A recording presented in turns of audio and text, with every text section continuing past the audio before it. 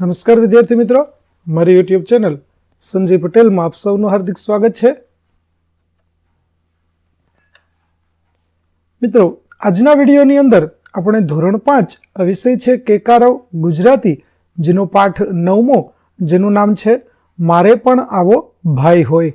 આ પાઠના ભાગ 5ની અંદર આજે આપણે પાઠ સમજૂતી અને પ્રશ્ન જવાબ વિશે શીખવાના છીએ. વિદ્યાર્થી મિત્રો, જો તમે મારી ચેનલમાં નવા હોય તો મારી ચેનલને જરૂરથી સબસ્ક્રાઇબ કરો. વિડીયો સારો લાગે તો લાઇક કરો, શેર કરો અને બેલ નોટિફિકેશન ઓન કરો, જેથી મારા આગળના નવા વિડીયો પણ આપને મળતા રહે. તેમજ વિદ્યાર્થી મિત્રો, આ પાઠની PDF જોવા માટે પ્લે સ્ટોરમાં જઈ અમારી એપ્લિકેશન વિશ્વગુરુ STD 1-12 ગુજરાતી ડાઉનલોડ કરી તમારા મોબાઈલમાં ઇન્સ્ટોલ કરો. જે તમે શરૂ કરશો તો તમને આ પ્રકારે જોવા મળશે, જેમાં બધા ધોરણની અંદર તમને ધોરણ બતાવશે, ધોરણ પસંદ કરશો એટલે વિષય બતાવશે, વિષય પસંદ કરશો એટલે પાઠનું નામ બતાવશે. જેમાં વિડીયો ઉપર ક્લિક કરશો તો વિડીયો જોવા મળશે અને PDF ઉપર ક્લિક કરશો તો તમને PDF જોવા મળશે. આશા રાખું છું અમારી એપ્લિકેશન આપ સૌને ગમશે. જરૂર ડાઉનલોડ કરજો, જે એકદમ ફ્રી છે. કોઈ પણ પ્રકારના ચાર્જ વગર વિડીયો અને PDF જોઈ શકશો. તો ચાલો મિત્રો, હવે આપણે શરૂ કરીએ પાઠ 9મો, ભાગ 5મો. એક ઢીચણ પર બેસીને બાણ ચલાવવાનો અભિનય કરો અને નીચેના પ્રશ્નોના જવાબ આપો. પહેલું, ઋષિ વિશ્વામિત્રના આશ્રમમાં રામને શું શીખવા મળ્યું? તો ઋષિ વિશ્વામિત્રના આશ્રમમાં રામને વનવાસમાં કેવી રીતે જીવવું, અયોધ્યાથી પગપાળા તેમના આશ્રમે જતા વનના લોકો, પશુ પંખીઓ અને ઝાડવા વિશે જાણવાનું અને આશ્રમમાં પોતાનું બધું કામ જાતે કરવાનું શીખવા મળ્યું. બીજો, લક્ષ્મણે શૂર્પણખાનું નાક શા માટે કાપી નાખ્યું?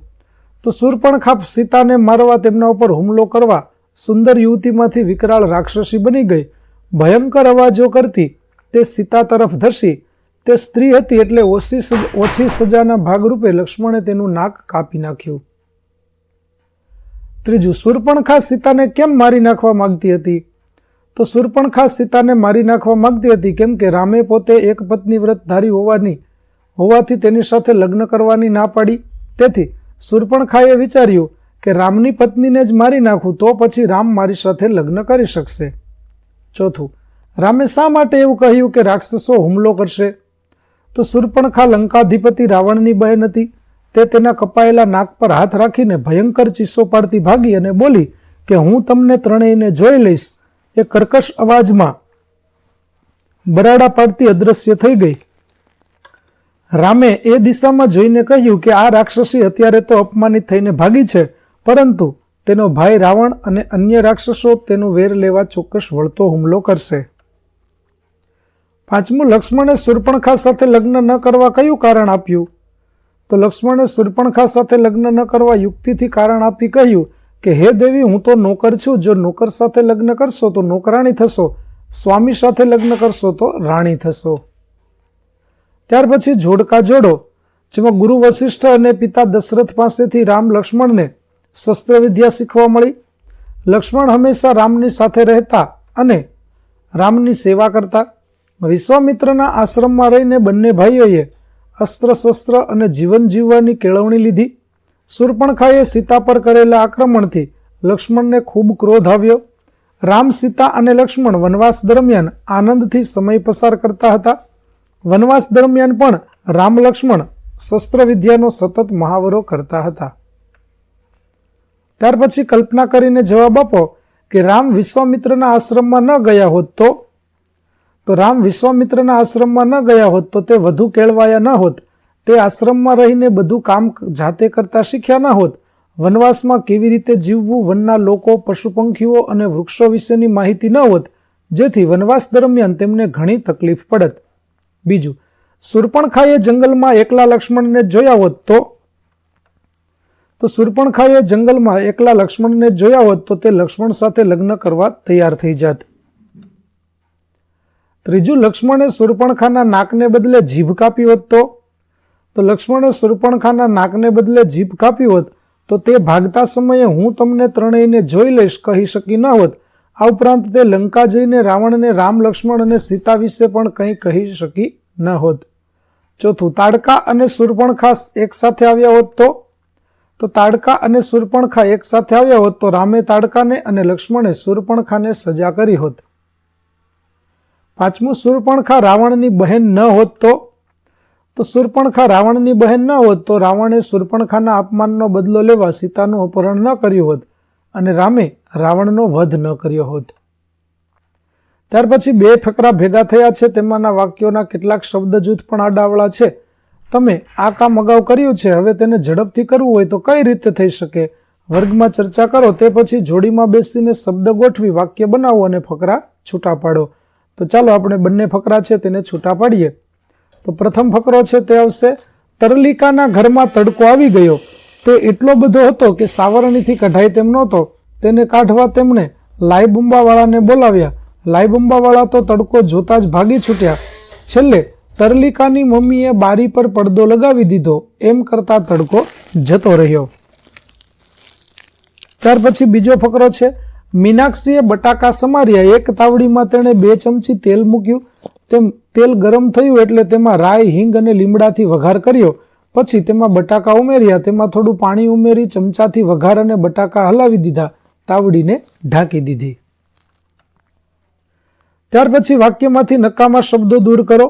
જેમાં પહેલું, મમ્મીએ તપેલી લીધી, તેમાં પાણી લીધું, પછી તેમાં ચા, ખાંડ અને આદુ ઉમેર્યા. તો વિદ્યાર્થી મિત્રો, જે નકામા શબ્દો છે તેના ઉપર આપણે લીટી કરી દીધી છે. બીજું, પહેલા બંને હાથ ઉપર કરો, હવે પગના આંગળા ઊંચા થાઓ, આંગળા પર ઊંચા થાઓ, પછી માથા ઉપર બંને હાથ ભેગા કરો. ત્રીજું, ચાલો બધા પોતપોતાની ચોપડી ખોલીશું, પછી પાના નંબર 111 ખોલીશું. હવે પાના પરનો ફકરો વાંચીશું. ચોથું, એક કાગળ કાઢો, તેને બરાબર વચ્ચેથી વાળો.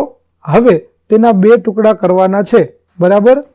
પાંચમું, માયા મામાના ઘરે ગઈ, ત્યાં અઠવાડિયું રહી. ત્યાં ખૂબ તોફાન મસ્તી કરી અને અઠવાડિયું રહ્યા પછી પાછી આવી. ત્યાર પછી છઠ્ઠું વાક્ય, અમારે શાળામાં જવું હતું પણ કોરોના હતો એટલે ન ગયા. સાતમું, રમવું હતું તોય મમ્મીએ રમવા ન દીધા. આઠમું, તેથી આપણે દરરોજ કસરત કરવી જોઈએ જેથી તંદુરસ્ત રહીએ. નવમું, આઉટ થઈ ગયો, તેના લીધે તે પેવેલિયનમાં બેસી ગયો. ત્યાર પછી ઉદાહરણ વાંચો અને તે રીતે એક કોઈ વાર્તા ટૂંકમાં લખો. બીજા જૂથના મિત્રોની વાર્તા સાંભળો, ચર્ચા કરો કે તમને કયા જૂથની વાર્તા ગમી અને કેમ. તો વિદ્યાર્થી મિત્રો, અહીં જુઓ, મુદ્દા ઉપરથી એક વાર્તા છે તે બનાવવામાં આવી છે. તો આ પ્રકારની વાર્તા છે તે આપણે બનાવવાની છે. તો જુઓ, અહીં આપણને 3 વાર્તાઓ છે તેના મુદ્દાઓ આપેલા છે. જેમાં તોફાની છોકરો, જીવજંતુ પક્ષીઓને હેરાન કરે, માળામાં કાબરના બચ્ચા જોવા, બાજને બચ્ચા ખાવા ઉડતો જોવો, બાજને ભગાડી મૂકવો, બચ્ચા અને માળો બચાવી લેવા, મોટા થઈને પક્ષીઓનું નિષ્ણાંત જાણકાર બનવું. બીજો મુદ્દો છે તેમાં કુકડીની ઊંચે ઉડવાની ઈચ્છા અને ત્રીજો છે તેમાં ચાંદો પકડ્યો. આ 3 વાર્તાઓ છે તેના મુદ્દા આપણને આપવામાં આવ્યા છે. અહીંથી તમને જે ગમતી હોય તે વાર્તા તમારે લખવાની છે. તો ચાલો આપણે એક વાર્તા જોઈએ. જે ચોથી વાર્તા છે તેમાં પણ એક નવી નવાઈનું અચરજ જે હતું તેની વાર્તાના મુદ્દાઓ આપેલા છે. તો આમાંથી મનગમતી વાર્તા છે તે આપણે લખવાની છે. તો આપણે ચાંદો પકડ્યો એ વાર્તા લખીએ, જેના મુદ્દા અહીં આપેલા છે અને વાર્તા છે તે અહીં આપણે જોઈ શકીએ છીએ. તો વિદ્યાર્થી મિત્રો, વાર્તા છે તે તમે અહીંથી જોઈ અને લખી શકશો. જે ઘણી બધી લાંબી હોય, આપણે પૂરી વાર્તા છે તે વાંચશું નહીં, પરંતુ તમે વાર્તા જરૂર સાંભળી હશે. તે અહીંથી જોઈ અને તમે વાર્તા લખી શકશો. ત્યાર પછી વાંચો અને મિત્રો, શિક્ષકો અને ઘરના મોટેરાઓ સાથે આ વિશે વાત કરો. આપણી વાત. તો અહીં વિદ્યાર્થીઓ મિત્રો, આપણને એક ફકરો આપવામાં આવેલો છે. તે ફકરાને આપણે યોગ્ય હાવભાવ સાથે, આરોહ અવરોહ સાથે વાંચવાનો રહેશે.